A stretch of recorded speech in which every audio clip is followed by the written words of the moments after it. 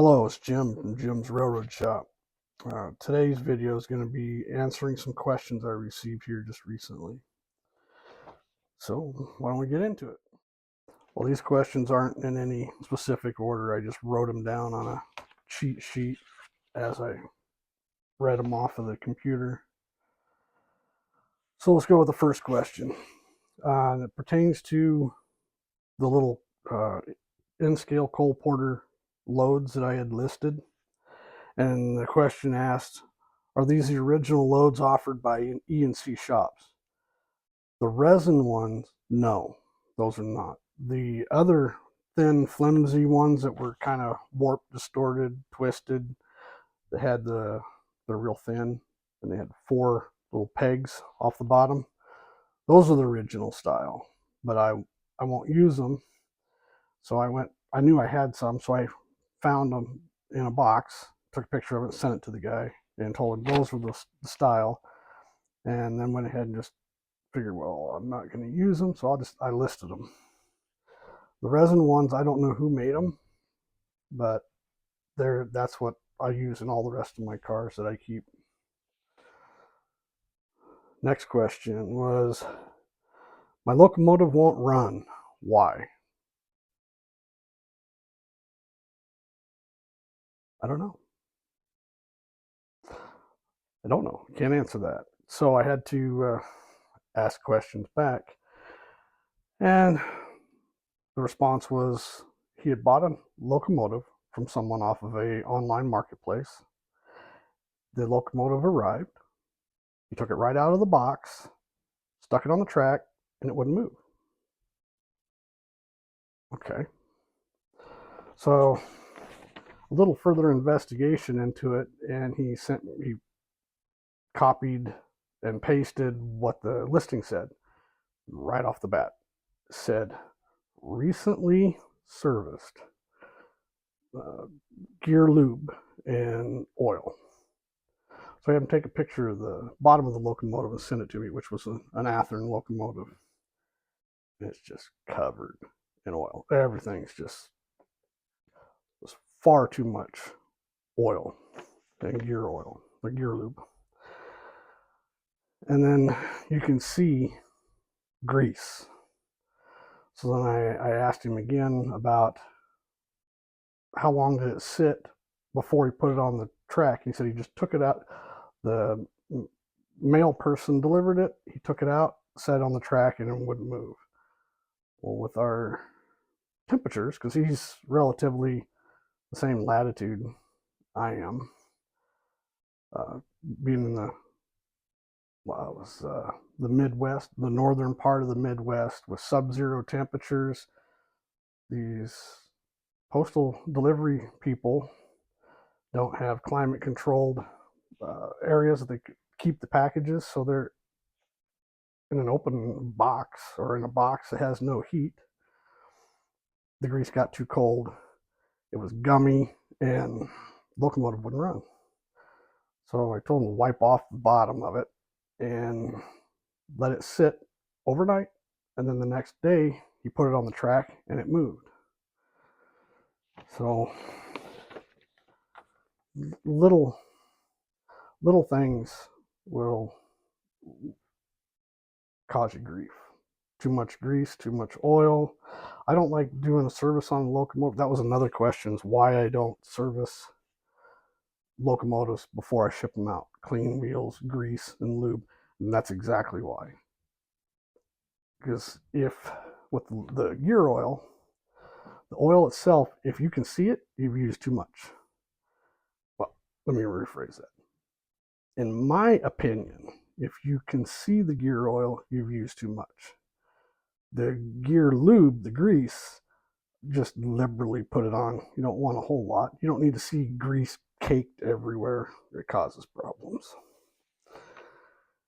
So, long story short, after a little coaching, this locomotive works. Now the next one. HO axle gears and wheels. Where do I find replacements? Not an affiliate.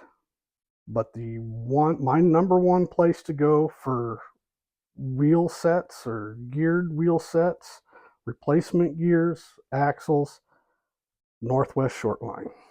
That is nwsl.com, I believe, if my memory serves me correctly. But check them out. They've been around a while and it's good quality.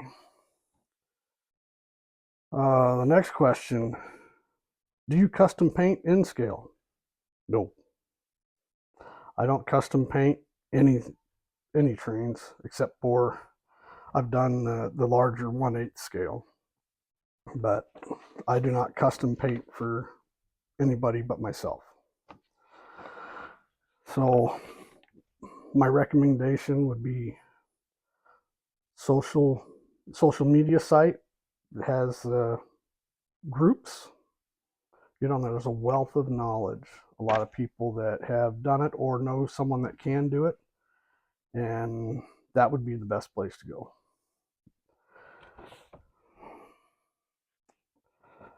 The next one: where do you sell trains?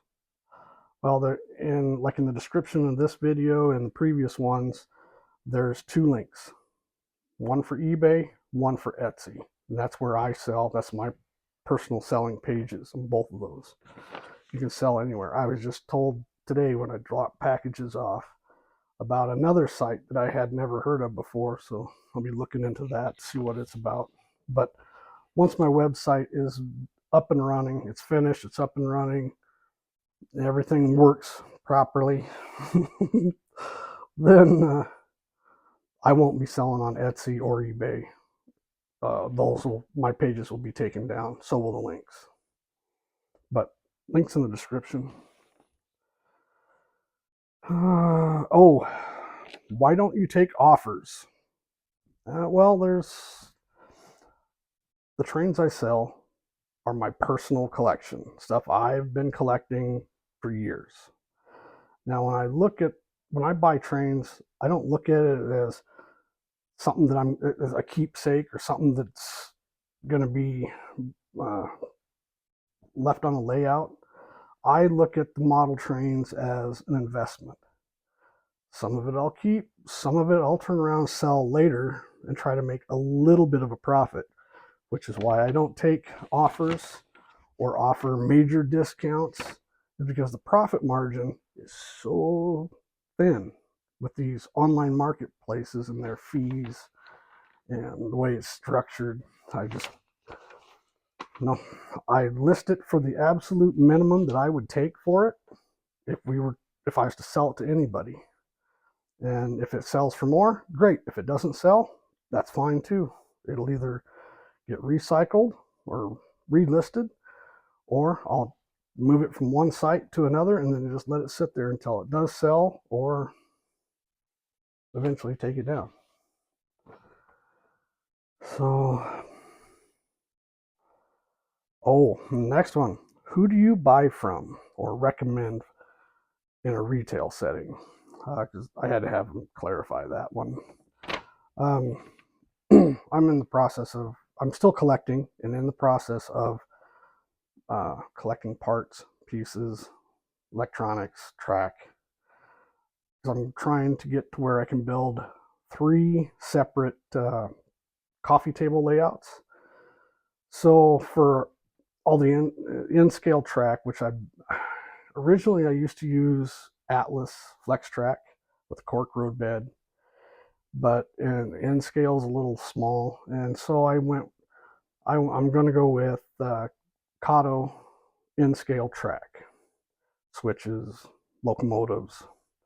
So for the track pieces, I ended up buying from Model Train Market. They have a website. I think they're also on these online marketplaces. The electronics and most of the locomotives I bought from Iron Planet Hobbies. None of these are affiliate. I have no kickback, no connection to them. These are just people that I've dealt with. I like the service. I like the quality. I like how things are packaged. The communication, it works. Yes, I could probably got it a little cheaper somewhere else, but these are my top three. Number one being Iron Planet. Number two, which is one I haven't talked about yet, Trains. I believe they're in Florida. I think it's trains.com, trainz.com. Don't quote me on that. I didn't write it down, and honestly, I didn't look. I just think it is. They're also on the online marketplace, but they have a website. I go right to the website and buy from these people. I prefer to do it that way. If the online marketplaces charge ridiculous amount for fees, for the final value fees, for everything. So if someone was to ask me who would I recommend, I would first tell them find the local mom and pop hobby shop where they live. Support the little guy or gal, the local people. And if you can't find it there, or they don't have it, or you don't like them, then look online. These online marketplaces, or like on social media has a marketplace, do your search, you'll find it. So number one was Iron Planet Hobbies, two was Trains, number three is Model Train Market. Can't go wrong with them. At least I didn't. Let me clarify that. And then the next question was, why are you selling your collection? Well, it was an investment. It was something that I knew 80% of it was going to be resold. At the time, I could buy them at a certain price and then figured I could sell it for just a little more, make a little bit of a profit. Some things sell a little less, some break even, some we get a little profit, not much. But the whole focus of Jim's Railroad Shop is 1/8 scale, which is 1.5 inches to the foot of a real one. Stuff you can sit on and ride. And the small model trains I used to buy and sell, and then I even took some in on trade for cars that I had built in 1/8 scale, which I don't do that very often. But I'm in the process of rebuilding. I need tools, so this is the quickest way for me to do that. Free up some space, sell these things, buy the tools I need to get back into welding, machining, manufacturing the bigger stuff.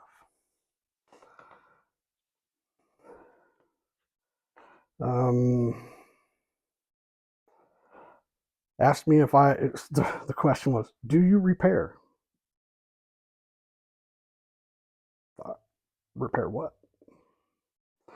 So had to ask again, and was wanting to know, he has a locomotive that pops when it moves, which this is going to be a whole nother video.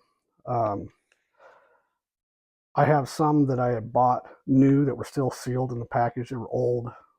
They were manufactured years ago, which Walthers ended up acquiring Lifelike. So they were Lifelike Proto 1000 F3 locomotives. Still sealed in the package. Take it out, put it on the track, and it pops. Well, in that case, those were axle gears that were cracked. And we have a replacement for those. We buy them. They're Athearn axle gears for their blue box locomotives. They're kind of tight to get in there, but they're a replacement gear. We can use those. So I'll do a whole nother video on that.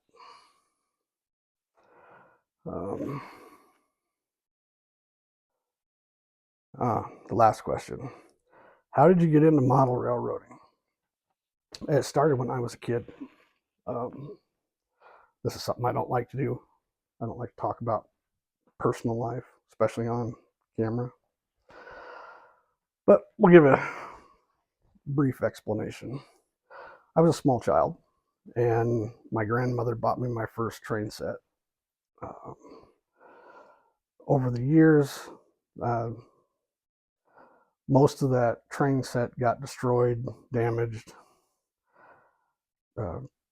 just come up missing. I only have a few pieces of it left, and so that's where it started. By the age of 5 was the first time I ever actually physically touched a locomotive, which was my mom and my little sister and I. Monroe, Oregon, back in the mid-70s. And Southern Pacific serviced that line, came into Monroe. A locomotive, a few cars, and a caboose sitting back there. And Mom stopped, let us get out and look at it, and then we just walked right up and touched it. You could feel it vibrate. Just fell in love right then and there. And then as I got older, I got back into it. There was a time where I just kind of lost track of it. And then as a young teenager, got back into model trains, basically with the Cub Scout leader that we had in Eastern Oregon, was into model railroading, him and his brother both. So kind of re-sparked that. And then fast forward to after the military, many years later, as an adult, got back into model railroading after buying a G scale from a secondhand store, and then found the online marketplace in 2002. Started buying and selling regularly then, and then I was about 2005, living in another part of Oregon, and got involved in a club, which is a good place to learn. If you have questions or want to learn certain things, get in with a good club. Find a good club that will actually teach, that will show you what they do, answer your questions, and help you learn what you want to learn. One of the club members there showed up and had it, and I saw his pickup. Here's this little box. Well, then it took me just a few minutes to realize that's a cupola of a caboose poking up above the bed of his Ford pickup. Like, that sucker's big. Went over and looked at it, and sure enough. So I had all sorts of questions. And he said, well, let me show you the rest of the stuff. Hooked. So that's when Jim's Railroad, at that time it was Jimmy's Railroad Shop, it blossomed into 1/8 scale. So if anybody blames me for getting into the larger hobby, it's all because of friends. But it's, to me, the trains are relaxing, they're peaceful. I like to sit when we have the 1.5 inch, 1/8 scale, 1.5 inch to the foot of the real one. We just call it 1.5 inch or 7.5 inch gauge. I like sitting at the back of a long train and watching the train snake in between the trees. We have a place in Oregon we go to, one of my favorite places to go camp, relax, ride trains.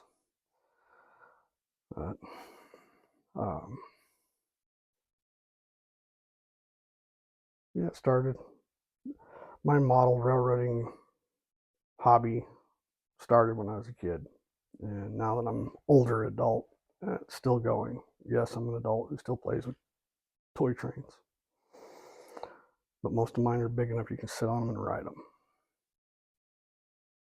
I like it. Well, if you have any more questions, don't hesitate. Drop a question in the comments. I'll get to you, or send me a message. Look me up on social media, Jim's Railroad Shop LLC. More than happy to answer questions. I don't know everything. I don't claim to know everything. But if I don't have an answer, I probably point you in the right direction. This is just what I do.